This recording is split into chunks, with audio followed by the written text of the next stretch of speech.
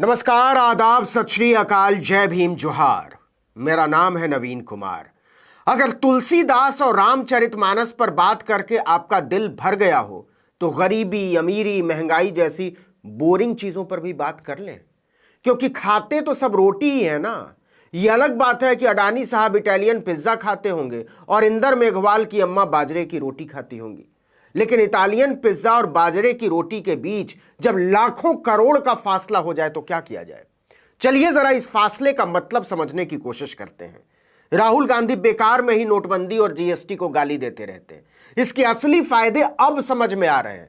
देश से काला धन खत्म करने के नाम पर गरीबों को ही खत्म कर दिया गया, क्योंकि हुजूर के पास गरीबी को दूर करने की ना तो नीयत थी और ना ही नजरिया था। वर्ल्ड इकोनॉमिक फोरम की सालाना बैठक में ऑक्सफैम की एक रिपोर्ट रखी गई है। इस रिपोर्ट का नाम है सर्वाइवल ऑफ द रिचेस्ट, यानी धन्ना सेठों की उत्तरजीविता। इस रिपोर्ट में बताया गया है कि भारत में अमीरों और गरीबों के बीच की खाई और बढ़ती जा रही है। मतलब अमीर और अमीर हो रहे हैं जबकि गरीब और गरीब होते जा रहे हैं। देश के साधारण लोग कंगाल होते जा रहे हैं और अरबपति खरबपति माला माल। लेकिन ज्यादा दिन नहीं हुए हैं जब वित्त मंत्री निर्मला सीतारमण ने इस बात पर अजीब किस्म की इतराहट दिखाई थी कि जीएसटी का कलेक्शन पुराना सारा रिकॉर्ड तोड़ चुका है, 1.5 लाख करोड़ को पार। तो इस जीएसटी का बड़ा बोझ उठा कौन रहा है? सर जी, ये बात लिखित में सामने आ चुकी है कि जब बात जीएसटी चुकाने की आती है तो अरबों का कर्जा बट्टे खाते में डलवाकर डकार तक न मारने वाले अरबपति कहीं नहीं ठहरते। इसका बोझ उठाते हैं देश के गरीब, आम लोग, मिडिल क्लास। रिपोर्ट में कहा गया है कि गरीब ज्यादा टैक्स का भुगतान कर रहे हैं। मतलब अमीरों की तुलना में जीएसटी वाली सेवाओं पर ज्यादा खर्च इस देश के गरीब कर रहे हैं, साधारण लोग कर रहे हैं। समय आ गया है कि अमीरों पर टैक्स लगाया जाए और यह सुनिश्चित किया जाए कि वे कमाई का एक उचित हिस्सा टैक्स में चुकाएं सरकार को। देखिए कि देश के कुल 21 धन्ना सेठों के पास देश के 70 करोड़ लोगों की कुल दौलत से ज्यादा संपत्ति है। जी हां, एक तरफ 70 करोड़ लोग हैं और दूसरी तरफ 21। ये वो सच है जिस पर हमें इतराने को कहा जा रहा है। लेकिन कमाल इतना ही नहीं है। ऑक्सफैम की रिपोर्ट कहती है कि 2020 में जब कोरोना महामारी शुरू हुई थी तो करोड़ों लोग सड़कों पर आ गए थे। आपको याद भी होगा, लाखों लोगों की नौकरी चली गई, इलाज कराने में मकान बिक गए, रोजगार चौपट हो गए, कारखाने बंद होते चले गए। देखिए कि नवंबर 2021 तक यह सिलसिला चला। वहीं पिछले साल नवंबर तक भारतीय अरबपतियों की संपत्ति में 121% का इजाफा देखा गया। समझे, अमीरी और गरीबी के बीच यह फासला इतना बड़ा हो चुका है कि भारत के कुल 1% अमीर देश की 40% दौलत के मालिक बन बैठे हैं। तो क्या हिसाब इतना ही साधारण है? बाकी की 60% दौलत क्या 99% लोगों में किसी बराबरी का संकेत देती है? बिल्कुल नहीं।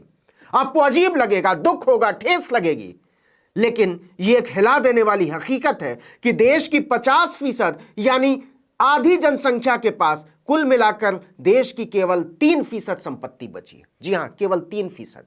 और अरबपतियों ने यह कमाल ठीक उसी दौर में रचा जब प्राइमरी के बाद स्कूल छोड़ देने वाले बच्चों की संख्या 1.9% से बढ़कर 3% हो गई। लेकिन प्रतिशत पर मत जाइए साहब। 12 अगस्त 2021 को शिक्षा मंत्री धर्मेंद्र प्रधान ने बताया था कि 15 करोड़ बच्चे स्कूली शिक्षा के सिस्टम से बाहर हैं और आप आत्मनिर्भर भारत की बात करते हैं। किसके दम पर? अडानी और अंबानी के दम पर। क्या वाकई देश के ये धन्ना सेठ इस देश के गरीबों, साधारण लोगों और अभाव से जूझ रहे लोगों के प्रति अपनी जिम्मेदारी निभा रहे हैं? निभाना छोड़िए, निभाने को राजी भी हैं? इसका जवाब भी ऑक्सफैम ने अपनी रिपोर्ट में बिल्कुल खुलकर दिया है। वर्ल्ड इकोनॉमिक फोरम की सालाना बैठक में रखी गई इसी रिपोर्ट में बताया गया है कि अगर भारत के 10 सबसे धनवान लोगों पर 5% की दर से टैक्स लगा दिया जाए तो इतना पैसा हो जाएगा कि कूड़ा बीनने के लिए, जूठे बर्तन धोने के लिए, फुटपाथों पर आपके जूते चमकाने के लिए, आपकी सेवा टहल करने के लिए स्कूलों से बाहर छोड़ दिए गए देश के 15 करोड़ बच्चों को वापस स्कूलों में भेजा जा सकेगा। लेकिन क्या अरबपति ऐसा सोचते हैं? चलिए छोड़िए अरबपतियों की, क्या सरकार ऐसा सोचती है जिसे इसी तरह सोचने के लिए इस देश की सबसे दबी कुचली जनता ने चुना है? अफसोस, लेकिन इसका जवाब है नहीं।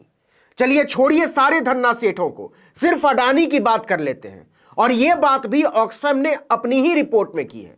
लेकिन रजत शर्मा जब अदालत लगाते हैं तो गौतम अडानी से पूछने में उनकी जुबान कांप जाती है। ऑक्सफैम की इसी रिपोर्ट के मुताबिक अगर देश के सबसे अमीर आदमी खरबपति गौतम अडानी के अनरियलाइज्ड गेन्स पर वन ऑफ टैक्स लगाया जाए तो यह करीब 1,79,000 करोड़ रुपए बैठेगा।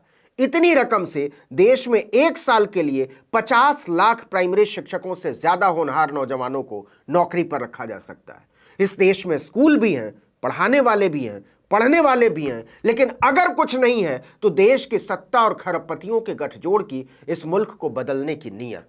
और सुनिए, ऑक्सफैम की रिपोर्ट में आगे कहा गया है कि अगर भारत के अरबपतियों की पूरी संपत्ति पर सिर्फ 2% की दर से एक मुश्त टैक्स लगाया जाए तो इससे देश में अगले 3 साल तक कुपोषित लोगों के पोषण के लिए 40,423 करोड़ रुपए की जरूरत को पूरा किया जा सकता है।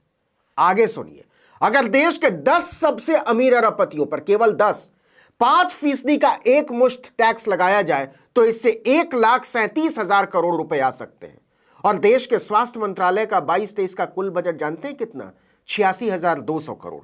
अगर इसको आयुष मंत्रालय के बजट के साथ भी जोड़ दिया जाए तब भी इससे 1.5 गुना ज्यादा पैसा केवल 10 सबसे अमीर अरबपतियों पर 5% टैक्स से आ सकता है।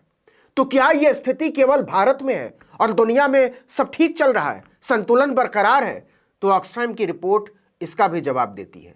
दुनिया के 1% सबसे अमीर लोगों ने पिछले 2 सालों में दुनिया की बाकी आबादी की तुलना में लगभग दोगुनी संपत्ति हासिल की है। अरबपतियों की संपत्ति हर दिन 2.7 अरब डॉलर बढ़ रही है। दूसरी तरफ कम से कम 1.7 अरब कामगार उन देशों में रहते हैं जहां वेतन से ज्यादा तेजी से महंगाई बढ़ी है। आपको यह जानकर हैरानी हो सकती है कि यह 25 साल से चल रहे चक्र का उल्टा है।